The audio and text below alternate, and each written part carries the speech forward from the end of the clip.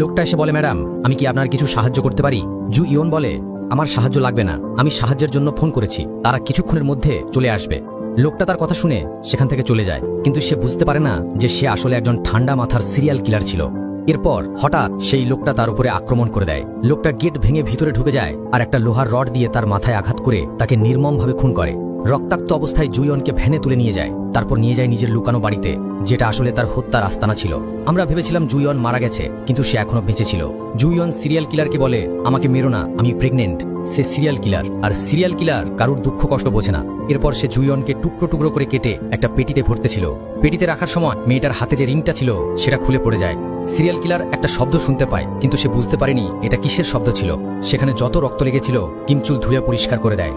এই লোকটা ছিল একজন সিরিয়াল কিলার। সে শুধু মেয়েদেরকে টার্গেট করত। রাস্তাঘাটে কোনো মেয়ে যদি একা থাকে তাকে লিফট দিবে বলে গাড়িতে ওঠাতো আর তাকে গাড়ির মধ্যেই নির্মমভাবে হত্যা করত। জুইয়নের সাথে সে যা কিছু করেছে তাদের সঙ্গেও একই আচরণ করত। পরের দিন জুইয়নের ছিন্ন ভিন্ন মৃতদেহ একটা ব্রিজের নিচে পাওয়া যায়। তার স্বামী সুহিউন, যে একজন সিক্রেট এজেন্ট, এই খবর পেয়ে পুরোপুরি ভেঙে পড়ে। সে ঘটনাস্থলে যায় এবং নিজের চোখে সবকিছু দেখে। সুহিউন যখন তার স্ত্রীর ছিন্ন ভিন্ন দেহ দেখে তখন তার মনের ভেতর এমন একটা প্রতিশোধের আগুন জ্বলে ওঠে যা কোনো সাধারণ মানুষ কল্পনাও করতে পারে না। সে শুধু খুনিকে শাস্তি দিতে চায় না, সে চায় খুনি যেন বুঝতে পারে যন্ত্রণা কি। আর এই এক সিদ্ধান্ত তার জীবনকে এমন এক পথে নিয়ে যাবে যেখানে সে নিজেই নিজেকে চিনতে পারবে না। এরপর সে তার বসকে জানায় সে এই তদন্তের দায়িত্ব নেবে, কিন্তু তার পদ্ধতি হবে ভিন্ন। তার লক্ষ্য খুনিকে মেরে ফেলা নয়, বরং তাকে ধীরে ধীরে কষ্ট দেওয়া এবং তার জীবনকে নরকে পরিণত করা। সুহিউন তার এজেন্সির সব তথ্য ব্যবহার করে খুনিকে খুঁজে শুরু করে। সে এমন সব সিরিয়াল কিলারের তালিকা তৈরি করে যারা সম্প্রতি মুক্তি পেয়েছে এবং জুইয়নের মতো মেয়েদেরকে টার্গেট করে। সে তার শিকারের তালিকা থেকে একজন সন্দেহভাজনকে খুঁজে বার করে এবং তাকে নির্যাতন করে। তার কাছ থেকে সে জানতে পারে যে কিয়ংচুল নামে একজন সিরিয়াল কিলার আছে যে তার মতোই ভয়ঙ্কর কাজ করে। সুহিউন কিয়ংচুলের বাড়িতে যায়। কিমচুলের বাবা বলে তার ছেলে তাদের সঙ্গে থাকে না, সে আলাদা কোথায় থাকে আমরা জানি না। কিমচুলের একজন ছেলে ছিল, সেই বলে দেয় তার বাবা কোথায় থাকে। সুহিয়েন সেই বাড়িতে গিয়ে তল্লাশি শুরু করে। তার স্ত্রীর সেই রিংটা সে দেখতে পায়। সে বুঝতে পারে কিমচুল তার স্ত্রীকে খুন করেছে।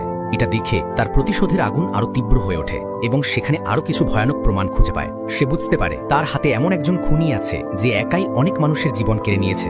এরপর সে রাতে লুকিয়ে লুকিয়ে কিয়ংচুলকে ট্র্যাক করতে শুরু করে। একদিন সে দেখে ভ্যান নিয়ে কিয়ংচুল গ্রামের দিকে যাচ্ছে। সুহিয়েন তাকে অনুসরণ করে। অবশেষে তার বাড়িতে গিয়ে সুহিয়েন কিয়ংচুলকে ধরে ফেলে। প্রথমবারের মতো নায়ক আর খুনি মুখোমুখি হয়। তীব্র মারধর করে সুহিয়েন তাকে অচেতন করে ফেলে। কিন্তু এখানে চমক, সে পুলিশের হাতে কিমচুলকে দেয় না, বরং খুনির শরীরে একটা ট্র্যাকার লাগিয়ে দেয়, যাতে সে যেখানেই যাক না কেন সুহিয়েন তাকে খুঁজে পেতে পারে। তাদের খেলাটা কেবল শুরু হয়। কিয়ংচুলের যখন জ্ঞান ফেরে সে অবাক হয়ে দেখে যে তাকে এত মারধর করেছিল সেই আবার তার পাশে কিছু টাকা রেখে গেছে। সে টাকাটা নিয়ে হাঁটতে হাঁটতে রাস্তায় ওঠে।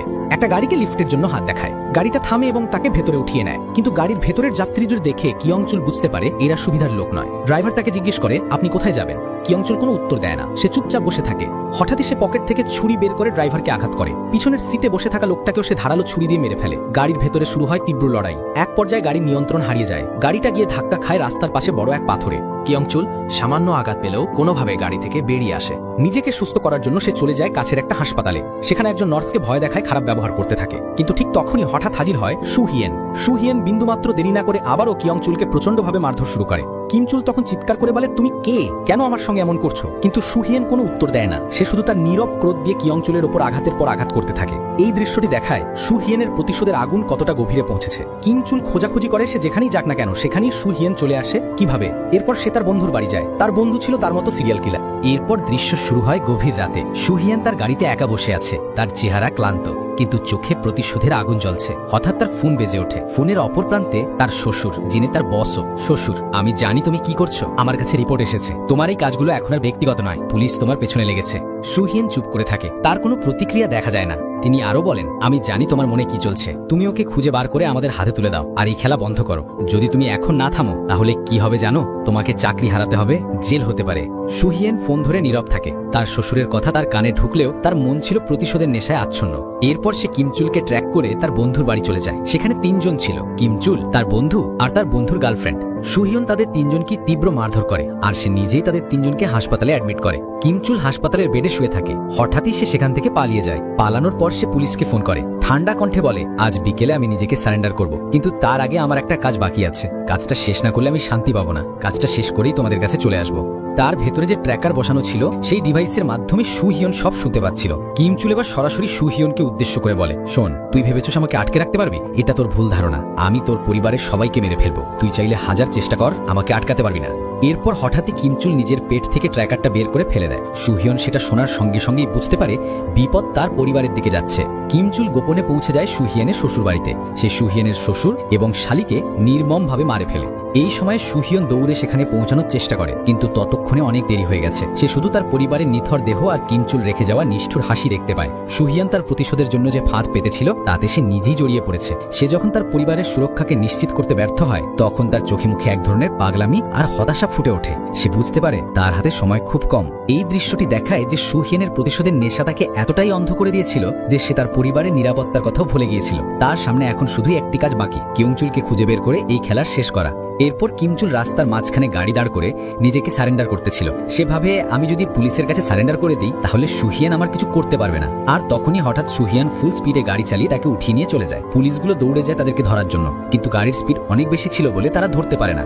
এরপর সুহিয়ন তাকে নিয়ে যায় সেই বাড়িতে যেখানে কিমচুল অসংখ্য নিরপরাধ মেয়েদের হত্যা করেছিল। সে কিমচুলকে একটা চেয়ারের মধ্যে শক্ত করে বেঁধে রাখে এবং তার মাথার উপর একটা লোহার ধারালো ব্লেড ঝুলে আছে। তোমরা অনেকেই জানো এই ব্লেডে পুরনো যুগের লোকেরা মানুষের মুন্ডু কেটে আলাদা করে দেওয়া হতো।